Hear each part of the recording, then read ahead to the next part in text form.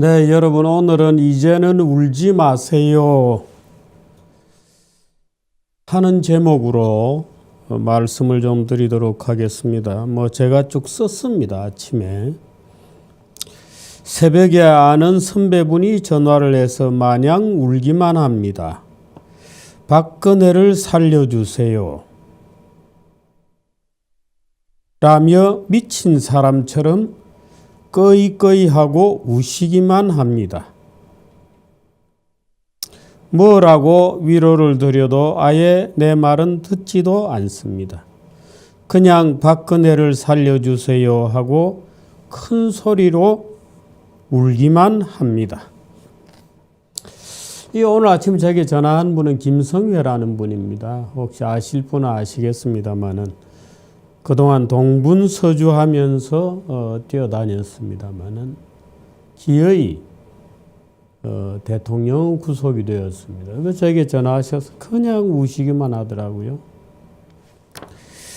그러나 우는 사람은 소수입니다. 대부분 대한민국 국민들, 즉 광장에 춤추는 군중은 마녀를 철창 속에 가둔 것을 축하하고 조롱합니다.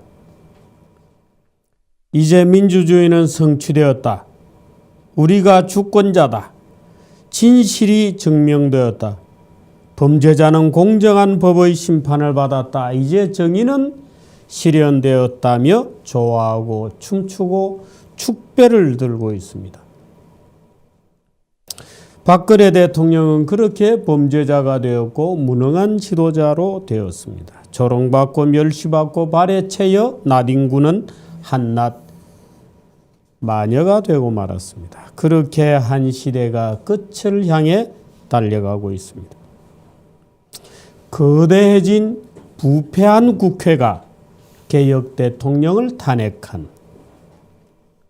광기에 사로잡힌 언론이 개혁 대통령을 구속한, 노동자들을 걸터앉아 흡혈귀처럼 피를 빨아먹는 강성노조가 개혁 대통령을 탄핵한, 시대의 주자학에 사로잡힌 교사와 강사들이 개혁 대통령을 탄핵한, 심지어 가장 극악한 범죄 집단인 북한의 하수인들이 대한민국의 대통령을 조롱하는, 그리고 악마의 속삭임에 너무도 쉽게 자신의 귀를 빌려주는 어리석은 군중이 개혁 대통령을 탄핵한 시대의 사건은 이제 그들이 문을 열어 젖히고 있는 거대한 종말과 파국의 또 다른 시작을 향해 달려가고 있습니다. 달려가기 시작했습니다. 대통령은 뇌물죄로 탄핵되고 구속되었습니다. 그러나 대통령은 한 푼도 받지 않았습니다. 오간 돈이 없는 뇌물 사건이라는 이 희대의 범죄를 우리는 지금 기억해 두어야 합니다. 모함과 음모와 대중의 무지가 어리석음이 만들어낸 희대의 사건을 우리는 기억해 두어야 합니다. 대통령은 직권남용으로 탄핵되고 구속되었습니다. 기업들에 대한 조심스러운 협조 요청을 직권남용이라고 탄핵되고 구속되었습니다. 우리는 대통령이 기업에 대해 협조를 구하는 장면을 그렇게 아름답다고 보지는 않습니다. 그러나 범죄라고도 보지는 않습니다. 대통령이 행한 업무 중에는 그다지 적절하지도 대통령의 필수적 업무라고도 볼 수 없는 부적절한 일처리가 전혀 없었던 것은 아닐 것입니다. 그러나 부적절한 어떤 일이 있었다는 것과 그것을 범죄로 처벌하여 정의를 세운다는 명분 사이에는 너무도 큰 괴리가 있습니다. 그런 부적절한 일들을 모두 역사의 계산대 위에 올리자면 김대중, 노무현 등등 전직 대통령들이 청산해야 할 비전 너무도 거대할 것입니다. 기업들의 기금 추린이나 인사 개입 등 그 어느 것도 특별히 박근혜만을 처벌해야 할 대통령의 범죄였을까요?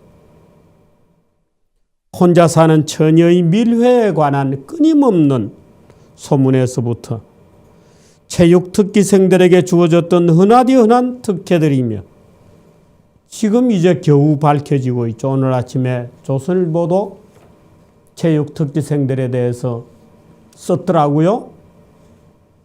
왜 그때는 안 썼습니까? 정유라 때문에 그렇게 난리가 났을 때 왜 언론들은 그때는 단 한마디 말도 안 하였습니까? 멋 모르는 어린아이들은 마치 체육특기생 비리가 처음 본 것처럼 지금 고려대학의 체육특기생들, 골프 선수들은 어디에 가 있습니까?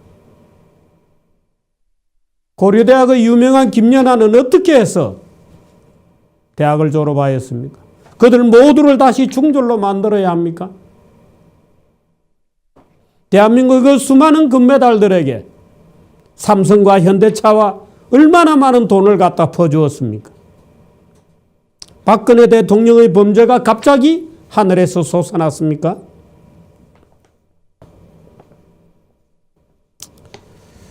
무당푸닥거리며 그 어처구니 없는 세월호 사고며 그 모든 이 나라에서 일어난 사건과 사고의 죄책을 오로지 박근혜의 범죄로 만들어 놓고 뒤집어 씌워서 대통령은 탄핵되고 구속되었습니다.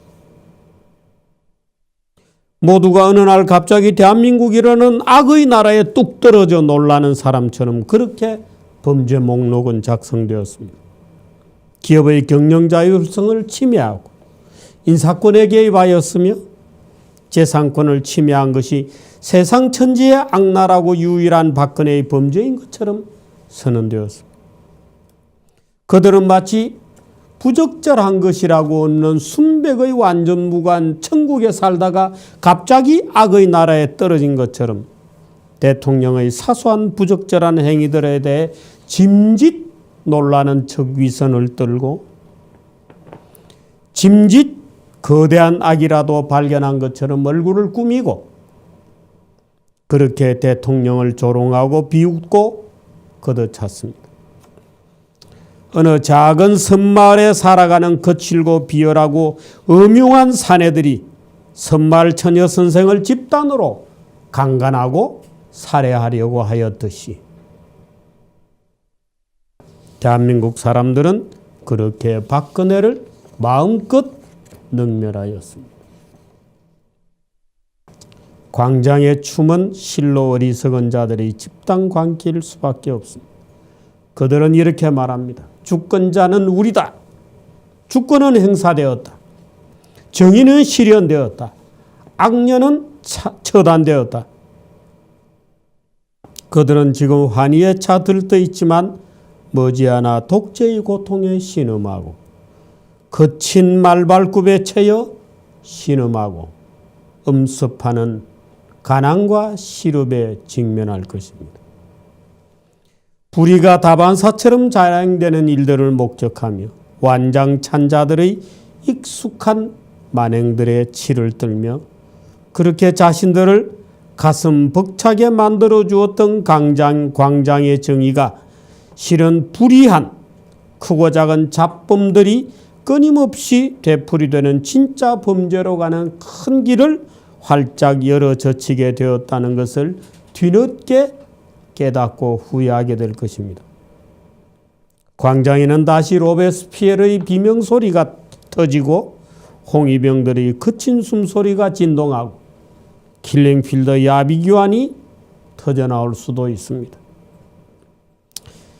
히틀러와 스탈린의 국민들이 되고 말았다는 때늦게 깨닫는 일들이 너무 잔혹하지는 않기를 바랍니다. 그런 일이 없기를 기도합니다. 이제 박근혜 대통령을 보내면서 스스로에게 다짐하고 당부해 봅니다. 우리는 자유를 잃어버린 국민이 될 수도 있습니다. 벌써 도처에 자유를 억압하는 불온한 분위기가 낮게 깔린 무거운 구름처럼 우리 위로 내려앉고 있습니다. 그러나 그럴수록 자유를 위해 몸부림치고 그럴수록 우리가 우리 자신을 넘어설 수 있기를 진심으로 바라고 노력해야 하겠습니다. 자유는 자유를 갈망하는 자만이 누릴 수 있습니다. 자유를 향한 긴 노정이 우리 앞에 놓여 있습니다. 길가 보면 6.25 전쟁 후에 6.25 전쟁의 참화 이후 대한민국 사람들은 너무도 쉽게 자유를 누려왔고 경제적 번영을 누려왔습니다. 물론 제가 너무도 쉽다는 표현을 하면 뭐가 너무도 쉬웠다는 말이냐 이렇게 얘기하실 분도 있습니다. 그러나 모든 식민지 해방 국가들이 긴 내전에 고통받을 동안 한국인들은 이승만 건국 대통령과 박정희 부국 대통령을 만나서 그 덕분에 너무도 쉽게 날아올랐습니다. 너무도 쉽다는 표현은 분명 잘못이겠지요. 그러나 그 숱한 엄혹한 고통을 겪고도 여전히 가난과 부자유에 찌들어 있는 신생 독립 국가들은 너무도 많습니다. 그것에 비기면 그야말로 대한민국인들에게는 운도 따랐고 또 운이 좋았다고 봐야 할 겁니다. 이제 우리가 직면하는 시간들은 우리에게 고통과 눈물을 요구할 수도 있습니다. 지금 대한민국에는 두 국민이 대립하고 있습니다. 우리는 다른 한편의 국민들도 껴안아야 합니다. 지금 대한민국에는 두 개의 민주주의가 대립하고 있습니다. 하나는 자유민주주의요, 하나는 대중민주주의, 인민민주주의입니다. 우리 속에 숨쉬며 엎드려 있는 후진국형 세계관, 낡은 사회의 도덕관, 이미 파탄난 국가 간이 고개를 쳐들고 있습니다. 우리는 이들을 가르치고 제어하며 우위를 점해야 합니다.